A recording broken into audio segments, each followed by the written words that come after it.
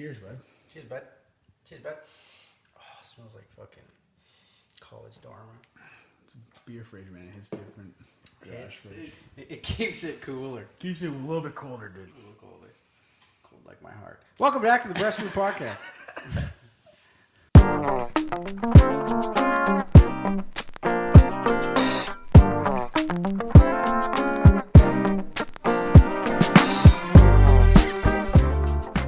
Reunited and it feels so good. What's up, man? Not much, man. Welcome back to the Breast Crew Podcast. My co-host is not here. He's busy learning another accent that he can appropriate. But we are here with one quarter of Layup Line Sports. Nice. And NPH now. I didn't congratulate you on that. Appreciate it. Josh man. Milican, Yes, North sir. Pole Hoops. Thank you. Appreciate it, man. Thanks. Who's the best guy you ever played with?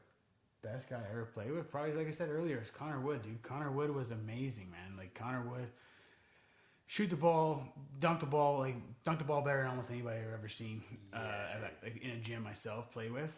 But like that could be an overreach. He's a great dunker. I'm not trying to downplay his dunking ability, but there's a lot of good dunkers now. He, like I said earlier, like my first interpretation of him was not what happened. Like I thought he was gonna be meh, and this kid was like, he was literally jaw-dropping dunks. He was 6'4", 6'5". Yeah, maybe I'm not sure. I think he's at least 6'5". Just like a regular-looking guy, nice guy, very nice guy. approachable. Yeah, approachable. Not like coming in the gym with his headphones on and doing all kinds of stuff. Just came in, literally handled business. He looks like he came in from the library. Yeah, like his kids.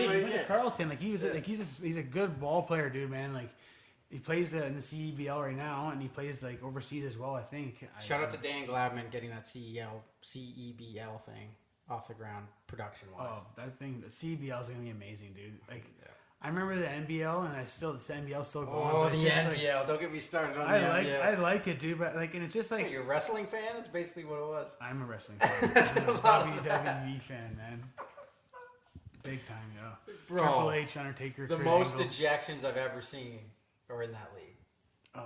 6 a game minimum. They took the orange roll A's out of it, and I'm just like, I don't care anymore. Yeah, because it's kind of a shame, dude. Because like. CEBL is awesome though. Like CEBL is just like the way they handle their social media, the way they handle everything, like the games. Niagara River Lions at the Meridian Center is a great time. Mm-hmm. It's an unbelievably great time, dude. Like I've been to a couple games there when I was at Brock, and it's like it's awesome. It's so much better. I don't want to shit on the NBL, but it's just like it's just so much more well put together. I feel like, dude. Like it's just head to like top to bottom. It's a better organized league.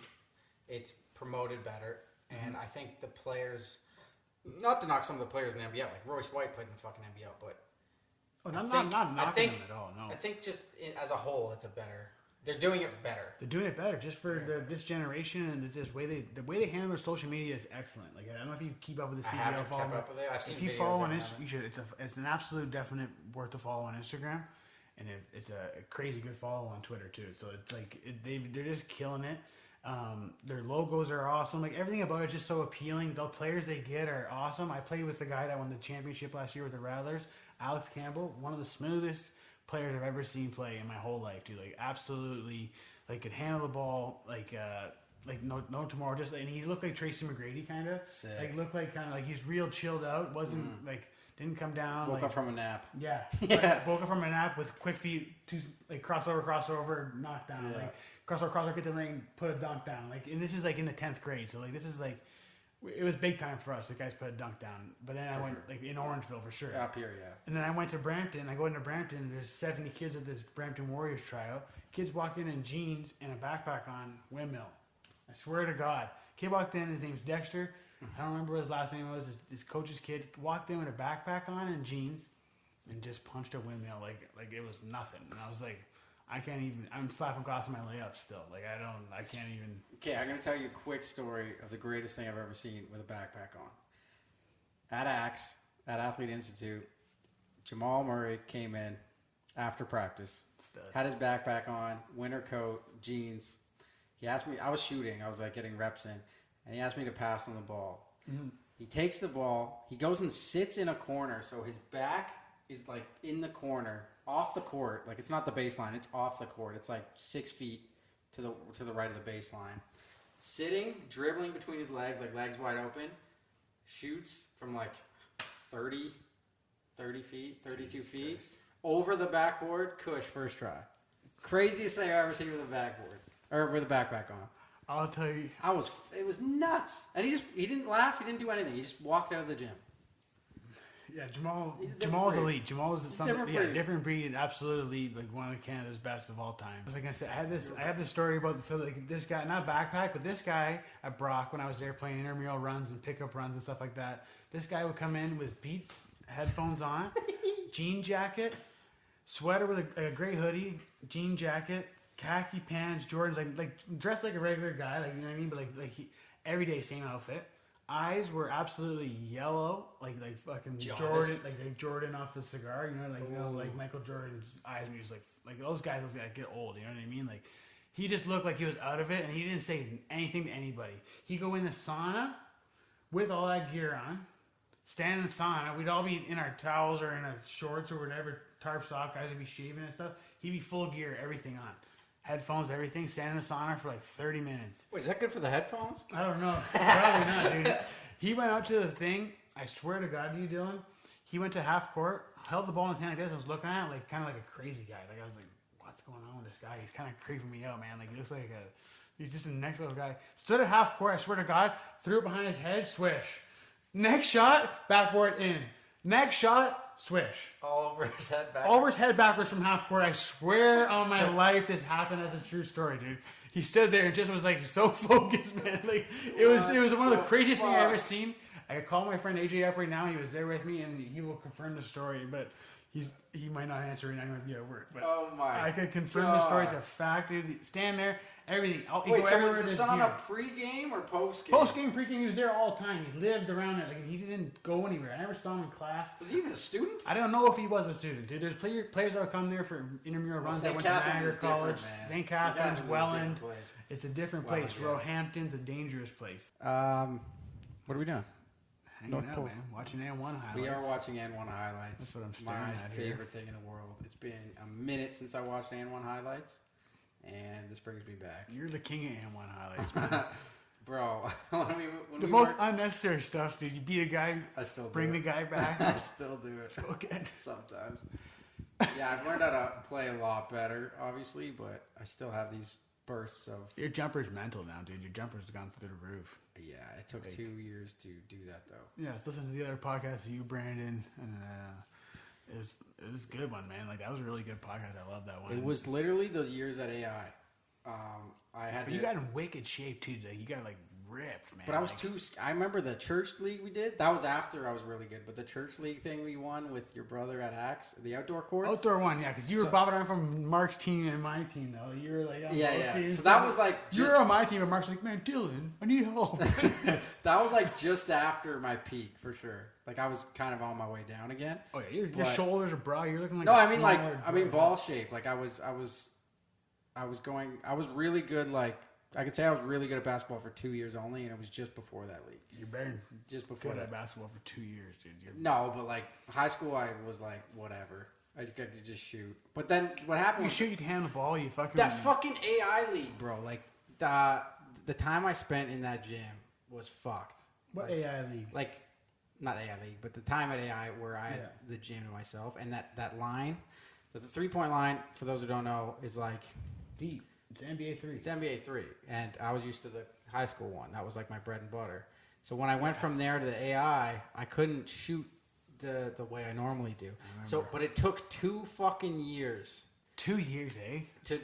To literally teach myself how to shoot like Steph from out there. But you didn't want to just step back from the line a little bit when you were younger, like just step. I never did.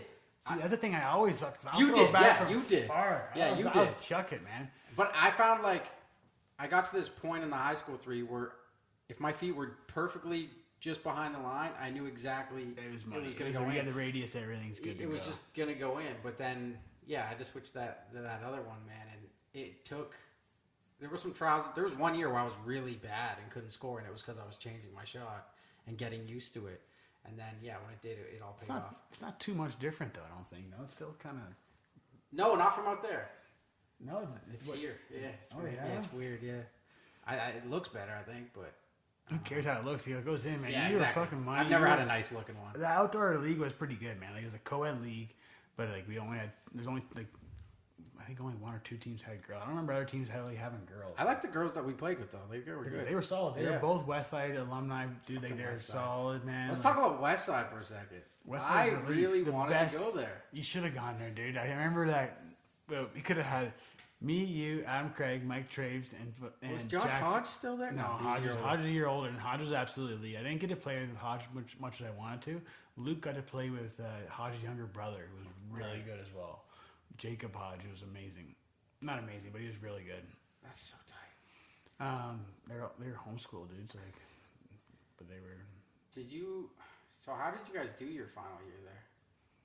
So final year, like you said, man, you had to play fucking Marco, Carlo, Doug. You were playing there. I was barely playing for them. That's how good they were. Was good. Matt Flaunt's is just like, I'm just gonna come in here and eat up every board. I don't care about anything else but rebounding. Like, it was just like rebounding, like. Matt Flaunt's, a.k.a. you're never going to score if you shoot like that. This dude had man hands like Jean-Claude Van Damme. Oh, yeah, he could punch you out cold. He's the biggest hands ever. He's a big hands. He was good. Like, he could play. Smart. There's other guys I'm forgetting. There Jay-Sean? Jay-Sean didn't go to our school. He went to... No, not Jay-Sean. What? Joe Van's little brother. Jameel. Sorry, Jameel. He wasn't there. Yeah, he wasn't there in the end, though. He wasn't there in the end. I swear he was there for a little bit. He moved to Brandan. Okay, true. He was there. You played him at least once. I played with him in Hawks and stuff like that, and like I played against him a couple times. And I played against his older brother, and like they were good. But I'm forgetting guys on that Center Dufferin team because that team was deep, dude. And it was like me, Adam Craig, and like Troy Barwick, Riley Crane. Like, it wasn't the best group. Yeah, you're forgetting my boy. Who's Nick? What about Nick? Oh, Nick Taylor. Nick was my favorite. Nick was awesome. Yeah, I love Nick. Nick is T.I., dude. Nick was exactly like T.I. Me and Nick would just talk to each other the whole game. Like, friendly, though. Not like bickering. Like, me and you would bicker sometimes. Yeah, me and him would just... We would literally just have fun together. Dude, he's just here to shoot hoops, man. He just wants to shoot some hoops and hang out with the boys. But that's like more me versus your age group. Like, my last year there was like... It was...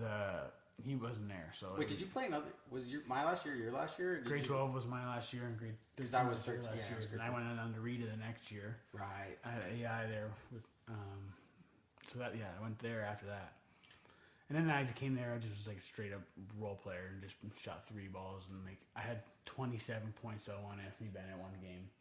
Word at Axe, I had 27 points, all threes on Anthony Bennett's hype team.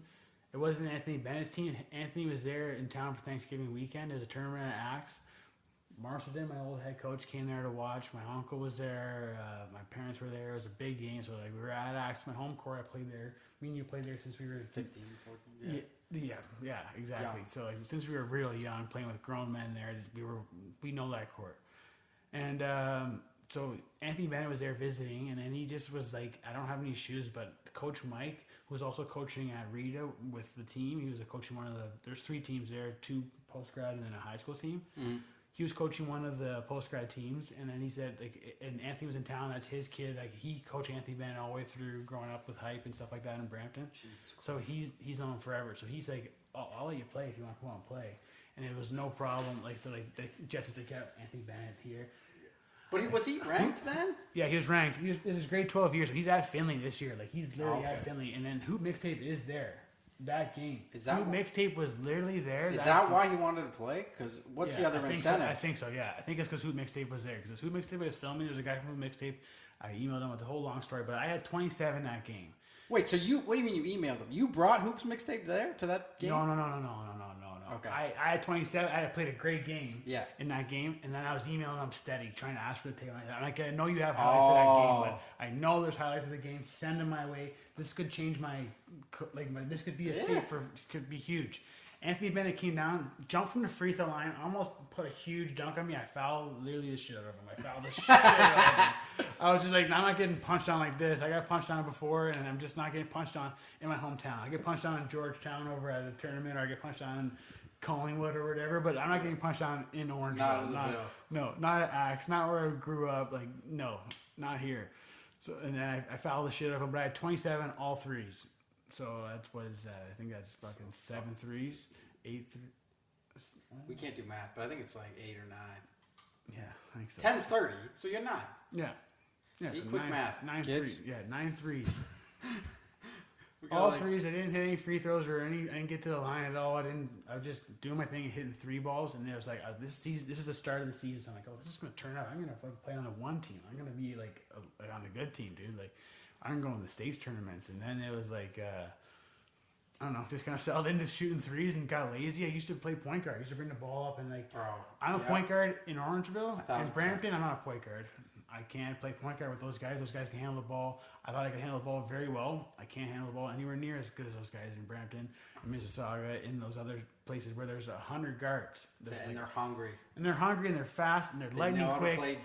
They're lightning quick and they're playing against good competition all the time. We're playing against me, you, we have a good group of guys, our core friend group, and we're competing with each other, and we're playing steady, but we're not playing against other players that are just as good as that. We only have 4 or 5 guys that are playing ball. I would say kids up here play better team ball, but kids down there are really good one-on-one. So one-on-one, they play defense better, and they play offense better. And I think I always broke it down into Guelph basketball and Brampton basketball. And there's like Guelph basketball was just Connor Wood style, and he's just moving the ball, and everyone's playing. I played at Guelph Phoenix for a year, and that team, they had 12 guys, and everybody was 12 guys, 12 deep. And it's like you could come in for you, and you could go in for him, and it doesn't matter. Doesn't matter who that is. Right. If it's Connor Wood or if it's Jack or it's a guy. They're all 4 guys from John F. Ross who were amazing in our grade 12 year. They won. I think they won Kawasa. They were absolutely amazing. The team was deep. Guelph was deep, and they just we played them in Orangeville Hawks. When I was with Marco and Carlo and Doug and a couple other guys. I'm not sure who was there that year, but I mean we played Guelph Phoenix in this Kitchener tournament. And they had 12 guys, and they pressed all game. And it doesn't matter if you had 3 fouls or what. They just bam, sub a guy out. You're going in. It doesn't matter. They were all the exact same players. Like it was positionless basketball before I had even seen positionless basketball. Right. Where it wasn't just like you had a point guard, you had a center, you had a guy that was slow. He wasn't getting bad. The center's not pressing.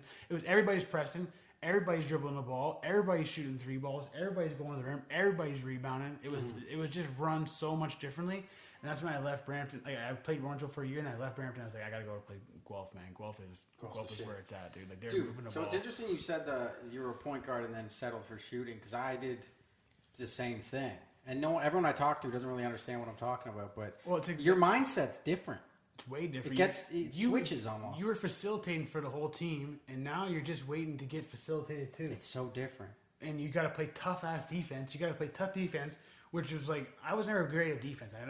I never was great at stopping guys. I didn't really give a shit because I could score. Some guys scored 27. I could score 30. You bit me one game. I still have the scar. You see that shit? That's from me, bro. That's from your. I crossed over, but my hand stayed like in front of your face, and you accidentally got it. For sure, it was the best thing ever. I'm slow. I probably had a slow reaction, man. I was not good on defense, flat feet. Like I was never good on defense because I always just figured I'll score more than this guy, so it's not gonna matter. But then lots of coaches like Art Sharp and Marshall Den and my own dad was just like, you got to play defense if you want to fucking play for real. And I never did it. So depending on what team I'm playing on, even in pickup almost, I got to look at the 5 guys I'm playing with, including myself, and it's like, who's the best ball handler?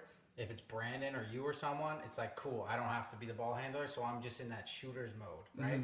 But if there's 4 guys who aren't great at handling, it's like, and I got to do that, I play the game completely different. And I don't know if that's just me or if I'm just not good enough to be able to do both at the same time. But before the game, I got to determine what I'm going to play like. And it's completely different.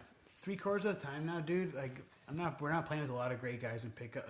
It's all just everyone just kind of having a good time at pickup right now. Yeah. Because it's we're just trying to get out. We're just happy to be there with COVID right now. It's just happy to be there. Yeah. Before, when it was really competitive, you had bigs, you had guys like that. Right now, Right now, I go to hoops, and I'm just trying to set screens and rebound. And I was never doing that when I was younger. Absolutely not. I'm just trying to hit screens. I'm like, yeah, because no one else. I'm looking around the court, and I'm like, I'm 215 pounds probably. I'm 220 pounds on a fucking bad day. I'll stand here and just set screens, and maybe Matt Huff or Brandan or Matt Vonnew or those guys like that will just maybe they'll go off a screen and make a play. Yeah. My brother or yourself, like guys like that. Like, I'll just set screen for them. And try and rebound, do stuff that like do the dirty stuff. Are underrated because no one does it. I always wanted to play like I always wanted like you remember Mark Raquel, like the old like Mark always has the cocktails, man. He's always having Prackle. We call him my bad. I don't know how to pronounce Mark's his last name. Mark is absolutely elite.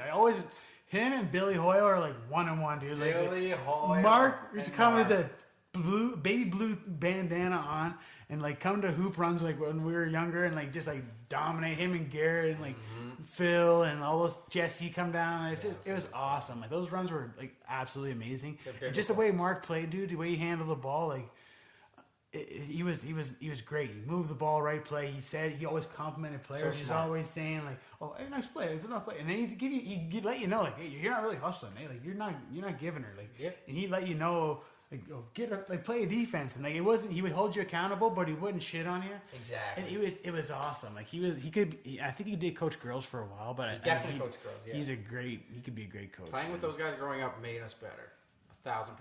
Oh man, remember. I wish every kid could play with a group of dudes like that who are like. That's what I'm trying to do with this men's league that I'm running right now. So I'm trying to like younger kids come out. I had a kid Ryan Rontis who played for me for 2 years when we were playing 519.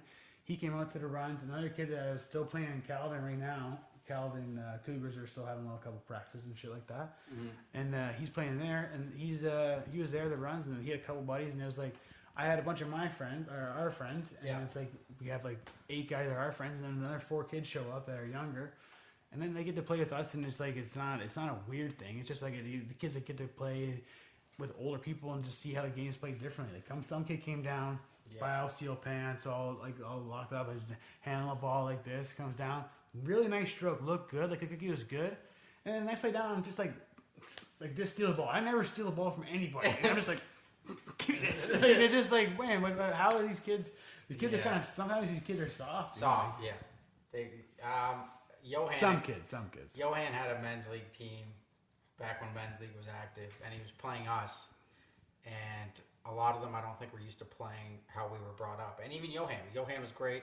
He was brought up the same way we were team ball, defense, talk, shit like that. The group of guys he was playing with didn't play like that, and he was getting so angry. And we were killing them. Like, it wasn't even close, but they should have been out. Who's you? You guys, like me and whatever men's league team we had that year. No, Marco wasn't even there yet. Marco came the next year when we won. Was that Axe? It was at Axe. It was like me, Brandon, my first and year? Ryan the Rock.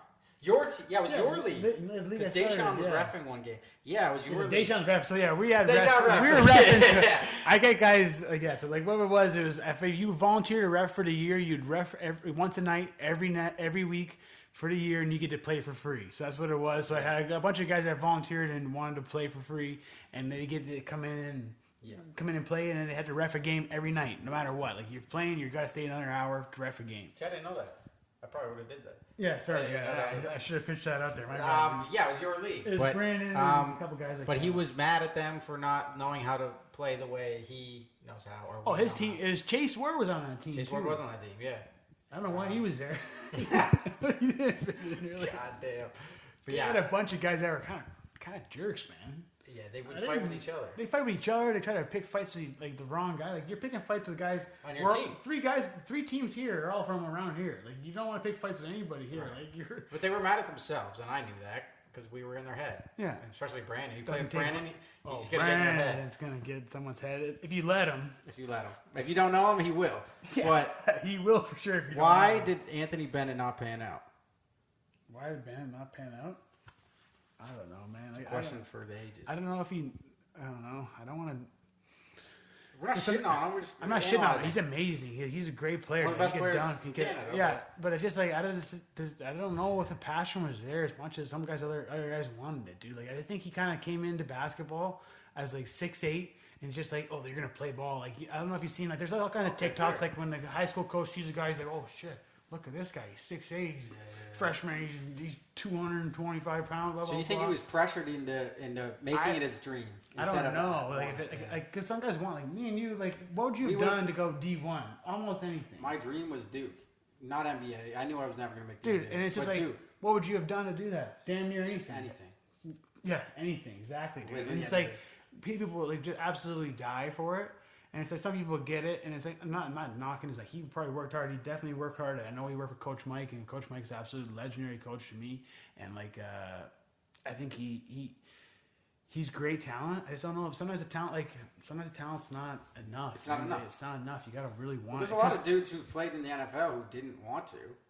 Like it's like he's not like the only guy to be good at a sport who didn't necessarily love it. If that's the case. If that's the case, yeah. What do you think? I have no idea. I don't know him on a personal level. Like I don't know him like that. Is it people in his inner circle that like weren't the best influence? Like who knows? Who knows what's going on? But like you're the first overall pick, which is an absolute surprise. So I don't know if that just like it did. Like he was. I knew he was a lottery pick or like a top 30 pick. Like, he was going in the first round. Like the guy was.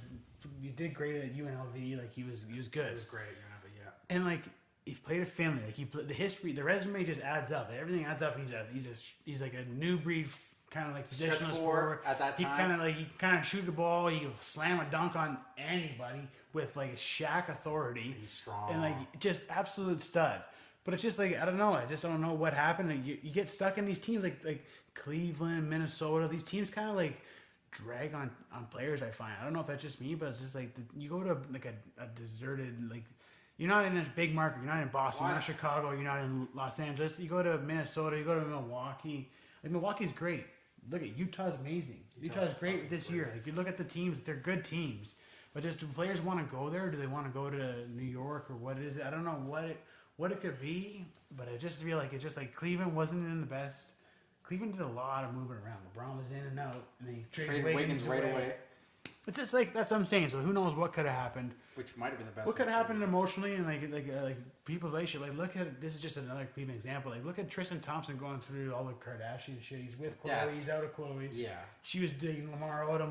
But I don't think he had that kind of. Maybe I think it could have been the pressure of being the number one pick and all could this definitely be the pressure, dude. And like, how could you handle that, dude? Like because I was talking about this with someone and he's like, everyone has that pressure in the NBA. I'm like, yeah, but that doesn't mean everyone's prepared. Not everyone has the number one pick pressure, dude. Not everyone has the number one pick pressure. Number one pick pressure is a whole different thing. You get drafted, you got pressure to fucking perform. Who knows? If KD got picked number one, maybe he sucks.